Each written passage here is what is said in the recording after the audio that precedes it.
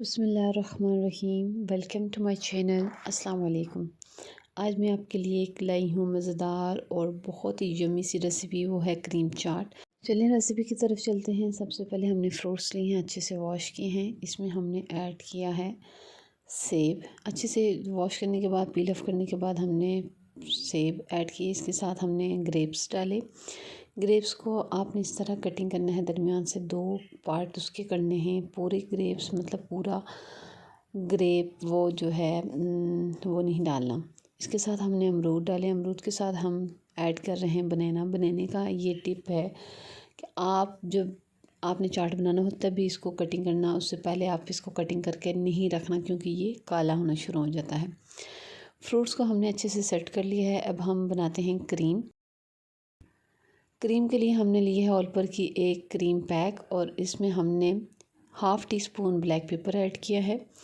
2 tablespoon हमने इसमें sugar add की, चीनी ऐड की है। इसको अच्छे से मिक्स करना है।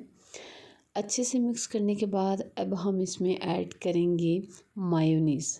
2 चम्मच हमने 2 टेबलस्पून हमने इसमें मायोनीज़ ऐड की है। मायोनीज़ का फ्लेवर बहुत यम्मी सा होता है। क्रीम और मायोनीज़ जब मिक्स होती है तो एक अलग सा टेस्ट देते हैं।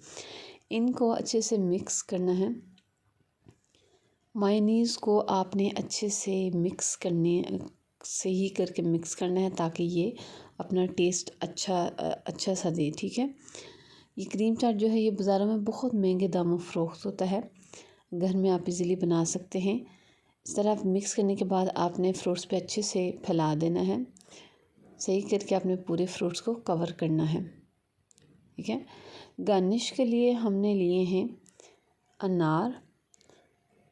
पम गार्निश के लिए अनार लिए हैं। इसके साथ हम जो गार्निश में यूज़ करेंगे वो हम यूज़ करेंगे खजूरें। वो अच्छे से वॉश करके इनको कटिंग करनी है। फिर हमने ऐड किए हैं बादाम। यूँ लंबे लंबे आपने काटने हैं, बारीक बारीक, बहुत मोटे नहीं। आप इसमें किशमिश भी ऐड कर सकते हैं, पिस्ता काजू भी ऐड कर सकते हैं।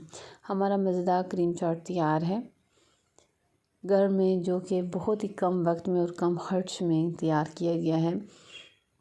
आप भी बनाएं और इसको एंजॉय करें। उम्मीद करती हूँ कि आपको मेरी ये छोटी सी और मज़ेदार यम्मी सी रेसिपी अच्छी लगी होगी, और इंशाल्लाह कल एक नई रेसिपी के साथ मुलाकात होगी। कुकिंग विद इकरा के चैनल को सब्सक्राइब करें, शेयर करें, बेल आइकन का बटन प्रेस करें। कमेंट्स में लाजमी बताया करें कि आपको हमारी रेसिपीज़ कैसी लगती हैं। दुआओं में याद रखना।